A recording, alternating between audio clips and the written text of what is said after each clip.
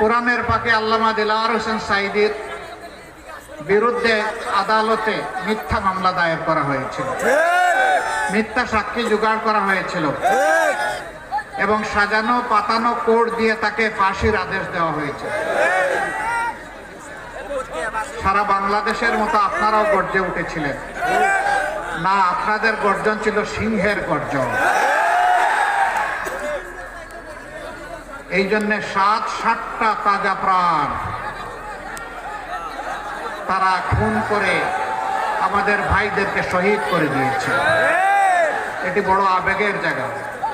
একটা নির্দিষ্ট উপজেলায় 7 জন মানুষ এক সময় এইভাবে একমাত্র কোম্পানিগঞ্জের খনি ওবায়দুল কাদেরের এলাকা ছাড়া আর কোথাও হয়নি। সুতরাং মিঠাপুকুরের মর্যাদাটা আমাদের অন্তরে অন্যরকম। মিঠাপুকুরের মানুষ তারা মেজাজের দিক থেকেও মিঠা, কিন্তু তারা অন্যায়ের বিরুদ্ধে বড় কঠোর, হিমালয় পর্বতের মতো, বাঘের গর্জন, সিংহের থাবা। এটাই হওয়া উচিত। আমরা ন্যায়ের পক্ষে এবং অন্যায়ের বিপক্ষে। আজ যে এখানে দাঁড়িয়ে কথা বলছি, এই জন্য এই রংপুর জেলার বিশাল অবদান রয়েছে। আপনাদেরই গর্বের সন্তান এই পার্শ্ববর্তী উপজেলা পীরগঞ্জ শহীদ আবু সাইদ, সেই গোটা দুনিয়াকে কাঁপিয়ে দিয়েছিল। গুলির সামনে ডানা মেলে দাঁড়িয়ে পড়েছিল, বুকের ভিতরে তুমুল ঝড়, বুক পেতেছি গুলি কর। তাকে গুলি করা হয়েছে, তার প্রত্যেক ফুটা রক্ত কথা বলেছে। তখন যুবকরা রাস্তায় নেমে বলেছে, রক্তে আমাদের আগুন লেগেছে, লেগেছে রে লেগেছে, রক্তে আগুন লেগেছে। এই স্লোগান দেয় নাই? এই স্লোগানের স্রষ্টা হলো আবু সাইদ। আপনাদেরকে সালাম এবং স্যালুট। এমন একটা গর্বের সন্তান আল্লাহ এই এলাকার মানুষের ঘরে জন্ম দিয়েছিলেন। আপনারা গর্বিত, আপনারা গোটা জাতির সামনে আপনারা বীরের জাতি, আলহামদুলিল্লাহ। সেই চোখ খুলে দিয়েছিল এই আন্দোলনে। তার হাত ধরে কম বেশি 2000 আমাদের সন্তানেরা জীবন দিয়েছে। আল্লাহ তাআলা তাদেরকে শহীদ হিসাবে কবুল করুন। তাদের পরিবারগুলোকে আল্লাহ তাআলা উত্তম ধৈর্য ধারণের তৌফিক দান করুন। তাদের পথ ধরে শহীদ হওয়ার জন্য রাস্তায় নেমে এসেছিল লক্ষ লক্ষ যুবক যুবতী, আপামর জনগণ, শ্রমিক, কৃষক, মেহনতি মানুষ, দোকানদার দোকান বন্ধ করে রাস্তায় লড়াইয়ে নেমে গিয়েছিল। 10 মাসের সন্তান তুলে নিয়ে মা চলে এসেছিলেন। সাংবাদিকরা বলেছিল, আপনি সাংঘাতিক কাজ করেছেন। আপনি এই 10 মাসের অবুজ শিশু, কুলের শিশু, দুধের শিশু বুকে নিয়ে আপনি কেন এখানে এসেছেন? তিনি বলেছেন, শিশু আমার একটি নয়, লক্ষ লক্ষ যুবক যারা রাস্তায় নেমেছে সবগুলো আমার সন্তান। আমার সন্তানদের সাথে একাত্মতা ঘোষণা করতে আমি এই বুকের সন্তান নিয়ে এখানে হাজির হয়েছি। সাংবাদিক পাল্টা প্রশ্ন করেছে, বুলেট এসে যদি বুক ঝাঁঝরা করে দেয় আপনার সন্তানের, বলছে কোনো পরোয়া নাই, আমি শহীদদের মিছিলে সামিল হয়ে যাব। কেন? আবু সাইদের বুকে কি তুমুল জ্বরটা উঠেছিল, আর এই মা কেন রাস্তায় নেমে এসেছিল? তার কারণ যারা ক্ষমতায় ছিলেন তারা দেশের মালিক হয়ে বসেছিলেন, আর আমাদের সবাইকে তারা ভাড়া দিয়া গণ্য করতেন। তাদের হম্বি তম্বি, জুলুম, অত্যাচার, খুন, গুম, ধর্ষণ, লুণ্ঠন সব কিছু সীমা ছাড়িয়ে গিয়েছিল। মানুষ অতিষ্ঠ হয়ে উঠেছিল, যার কারণে সমস্ত দেশবাসী রাস্তায় নেমে এসেছে। এই দিশাহারা সরকার সবচেয়ে বেশি জুলুম করেছে বাংলাদেশ জামাতে ইসলামের উপর। 57 জন কমিটির সেনা অফিসারকে হত্যা করার পরেই তারা হাত দিয়েছিল বাংলাদেশ জামাতে ইসলামের গায়ে। কেন? সেনাবাহিনীও আপোষহীন দেশপ্রেমের ব্যাপারে, জামাতে ইসলামীও আপোষহীন দেশপ্রেমের ব্যাপারে। দেশের স্বার্থ সামনে রেখে জামাত কারো লাল চোখকে তক্কট পরোয়া করেনি এবং করবে না ইনশাআল্লাহ। এই লাল চোখ পরোয়া না করার মূল্য জামাতকে অনেক দিতে হয়েছে। অনেকে বলেন, আমরা বলি আমরা আল্লাহর শুকরিয়া আদায় করি, আমাদের বাগানের শ্রেষ্ঠ ফুলগুলো আল্লাহ শহীদ হিসাবে কবুল করেছে। শুধু আল্লাহ তাআলার কাছে মিনতি, জনাব গোলাম আযম রাহিমাহুল্লাহ থেকে শুরু করে আমাদের এই কাতারের সর্বশেষ শহীদ আল্লামা দিলওয়ার হোসেন সাঈদী রাহিমাহুল্লাহ, আল্লাহ যেন তাদের সকলকে হযরতে হামজা রাদিয়াল্লাহু তাআলা আনহুর মিছিলে শামিল করে দেন।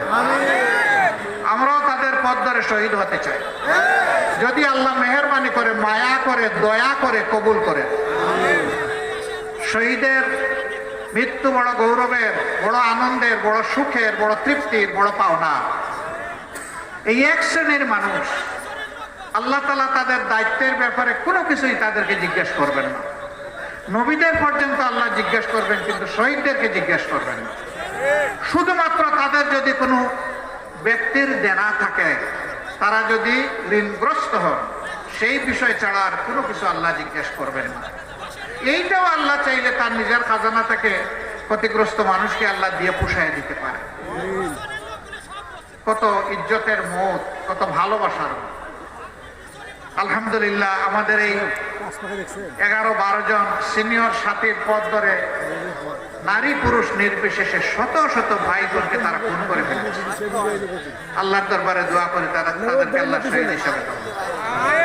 আমাদের পরেই তারা হাত দিয়েছে আরেকটা দেশপ্রেমিক মানব গোষ্ঠীর উপর, আলিম উলামার একটা শাখা, হেফাজতে ইসলামের। 13 সালের 5 মে কি তাণ্ডবটা চালিয়েছে শাপলা চত্বরে আপনারা জানেন। কতগুলা কোরআনের পাকি হাফিজ, মুদাররিস, মুহাদ্দিস দুনিয়া থেকে নিষ্ঠুরভাবে তারা খুন করে বিদায় দিয়েছে, এবং লাশগুলা কোথায় গায়েব করেছে আমরা কেউ জানি না।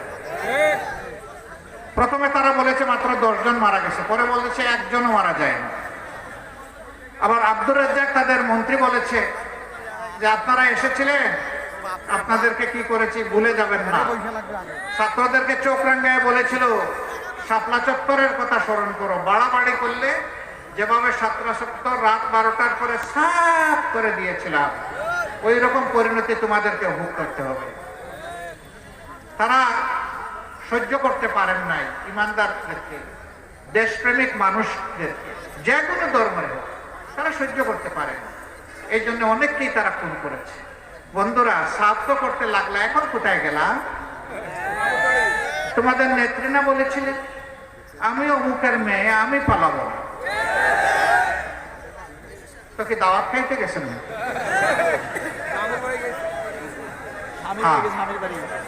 আমাদের কোনো দিদির বাড়ি নাই, পিসির বাড়ি নাই, মাসির বাড়ি, দেশের বাইরে কোনো স্বামীর বাড়িও নাই।